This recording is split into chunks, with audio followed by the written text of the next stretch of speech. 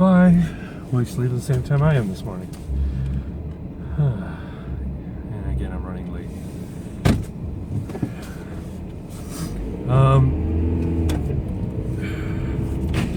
I'd like to talk about what happened last night at UC Berkeley. Milo Yiannopoulos, I'm a fan, I like Milo Yiannopoulos, was set to speak at UC Berkeley, and protesters showed up, and then Antifa started engaging in some violent property destruction. They set some fires. They pushed aside or pushed down some barricades, and basically they smashed windows and they stormed the main building where the speech was supposed to take place, and they just engaged in wanton destruction. And the funny thing is, they're Antifa, which is anti-fascist, right? But they're doing the tactics, they're engaging in the tactics of fascists. They're engaging in the bullying tactics that fascists engaged in history. They're trying to stifle speech. They're trying to stifle people who have an opinion they don't like. And they do this through intimidation and violence and threats. It's a little disturbing, a little chilling. And it's like, I don't know, the world's just going crazy. And then, of course, you get the dipshits on social media coming out. Judd Apatow, creator of a bunch of comedies. He did Freaks and Geeks, and I think Undeclared was his show as well, and a bunch of movies. He came out and said, see, this is what happens. This is just the beginning.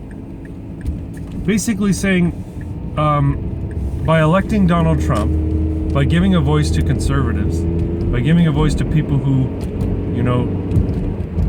are not regressives or progressives, non-left voices, you're inciting violence in the left. Like it's not their own fault. Like it's not, like they have no control over what they're doing. They're only doing this because Donald Trump was elected, and Milo Yiannopoulos says things that people don't like.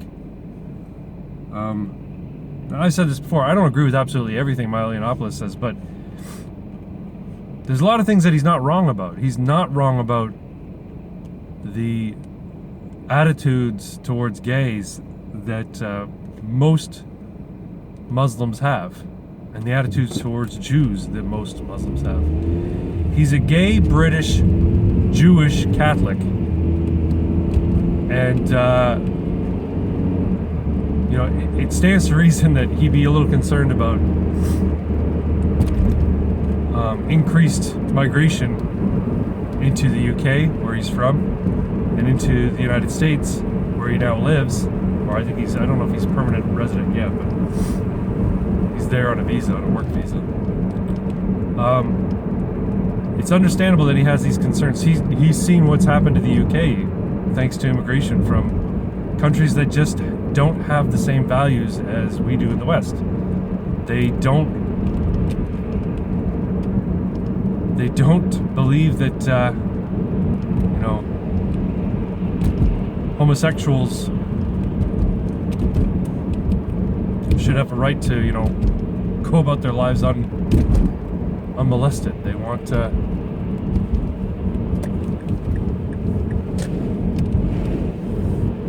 52% of UK Muslims believe that homosexuals should be put in jail. 100% of UK Muslims believe that homosexuality is an unacceptable lifestyle. 100%. Anyway, set to speak last night, couldn't speak because protesters turned into rioters, and rioters made it impossible for anyone to guarantee their safety. And the really stupid thing is, police were there giving orders, okay, disperse, Milo Yiannopoulos has gone home, disperse, kind of thing. And they're up on the second floor of this building at the university saying, you all need to leave now. And people start chanting at the cops, "You go first." They're giving a lawful order to disperse, right? But nobody's dispersing, and they're telling the cops fuck off, basically. And what do the cops do? They stand down. So what happens? The Antifa rioters decide they're going to storm downtown. They go downtown, and they beat 2 people with poles. So the Antifa carry these poles, right? These big metal poles with their flags on them. And they beat 2 people in the streets. They were smashing windows, like I said. They smashed a bunch of ATMs. What the fuck do ATMs have to do with Myelinopolis? So this is why, the Antifa, they don't have a legitimate grievance. They just want to sow destruction. It's insane. And the really ironic thing is that, UC Berkeley is sort of known for this birthplace of the free speech movement in America, right? They marched and protested in giant numbers back in the 60s, and 60s and 70s, I think, screaming for free speech. But free speech to the left is speech that they agree with. Anyone who says things they don't agree with is hate speech. And that's why when I have discussions like this with my friends about hate speech laws, they say to me, well, yeah, free speech is fine, but you can't have hate speech, or they start decrying hate speech. And I said, no, there's no such thing as hate speech. There's speech, and there's speech that you like, and there's speech that you don't like. And you have to be accepting of the speech that you don't like. You have to be tolerant of people's views that you don't like, just as much as they're tolerant of your views. As soon as you start labeling things as hate speech, that's where you run into problems, because everything is hate speech to somebody, right? Now, people want to narrowly define, well, hate speech is calling for violence against, specific groups, or, saying things that about marginalized groups, or saying things that are dismissive or insulting to specific groups. I'm like, no, that's free speech. That still follows under free speech. You could argue that the violent speech that is calls for death, people who tweet out that they think that the president should be assassinated, that's violent speech. Now that I'm fully in favor of, cracking down on, right? When you call for violence, when you say that we're going to punch people in the face because we don't like their words, we don't like their political opinions, I have no tolerance for that.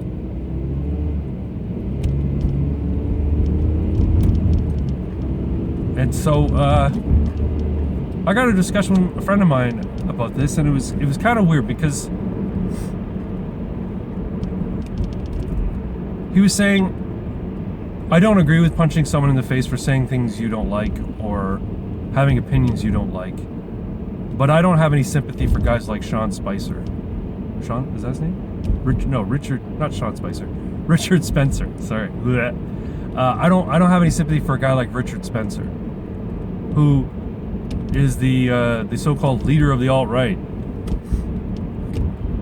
And I said, so what do you mean you don't think that he should be punched in the face? He says, what I'm saying is when it happens, it doesn't bother me. As a matter of fact, I think you got your comeuppance. I'm like, well, then you're advocating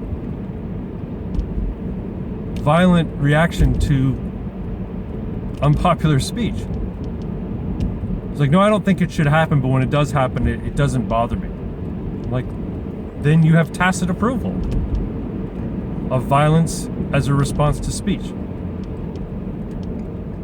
And I said, it bothers me. It doesn't matter who says it. If somebody gets punched in the mouth for saying something, even stuff that I don't like,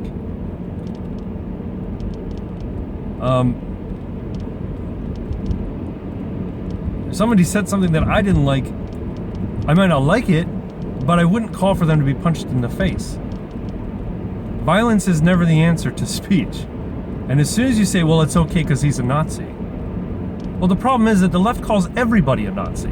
So you'll pardon me for standing in defense of people who are called Nazis by the left, because they'll call me a Nazi.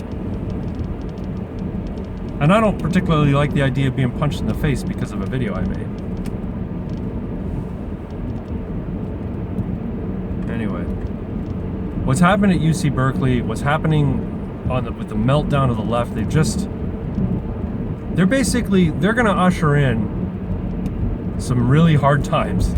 They're going to usher in, you know, if they're talking about Trump being a dictator, Trump being a tyrant, this behavior is what causes tyrants to rise, right?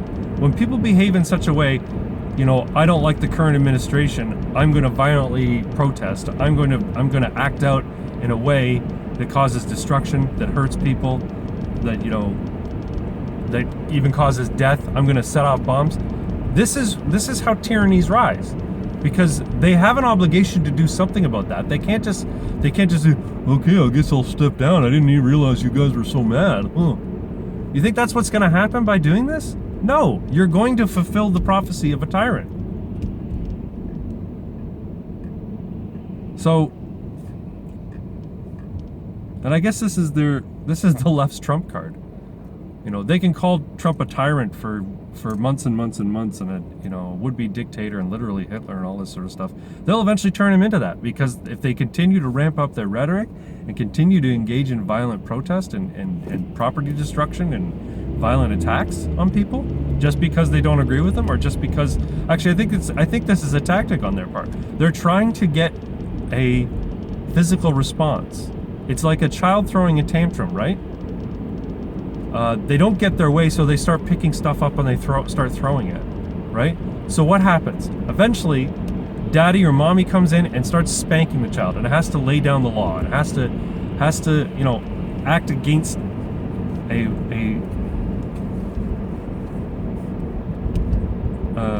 child that's acting up, and that's what the left is doing right now. So it's okay to call them crybabies, but now they're either doing it ignorantly, either they're doing it because, you know, they're like I said, they're like children, or they're doing it as a very planned and coordinated effort. They realize that what will happen is, if they keep doing this, that eventually the leadership and the authorities will crack down on them, and then they say, see, they're tyrants, and then they've got that as, and what will happen is they'll crack down and someone will die, right? Cops will be overzealous. Cops will, you know, a cop or an FBI or ATF or whatever is going to, they're human, right? So someone will die at the hands of the cops, and they'll say, see, we told you, they're all tyrants and they're all fascists, and that's why we need to fight against them. There's a quote, I could be wrong, it could be Stefan Molyneux who said this. I'm sure he's not the first person to say this, but I think maybe he just retweeted it or quoted it or made an image macro about it. You clown, cut me off. And it's true to a point. Hard times create strong men. Strong men create good times. Good times create weak men. Weak men create hard times. That's what it comes down to. It's a cycle, right? So, the election of Donald Trump was basically people saying we need strong leadership, because we've got hard times right now brought about by weak men, and who basically destroyed all the work of strong men. So we need another strong leader, and this is a cycle. This is what happens, and this speaks to, you know, Plato, Socrates speaking about tyranny naturally coming out of democracy, or democracy most naturally leads to tyranny. Anyway, I think I'll upload this. I've said before I'm going to change the format of my videos. This one wasn't so bad, but most of my videos are just meandering, and I go off topic and I forget things I want to say. I'm sure I forgot things I wanted to say in this one too, but all in all, this isn't so bad. So I'm gonna upload this, and you can follow me on Twitter at CraigBragg, and you can look at my Facebook page, Craig Bragg's Jimmy Wrestling Politics page, and like and subscribe to the channel if you like what you've heard here. Thanks very much. Got to go to work. Have a good one.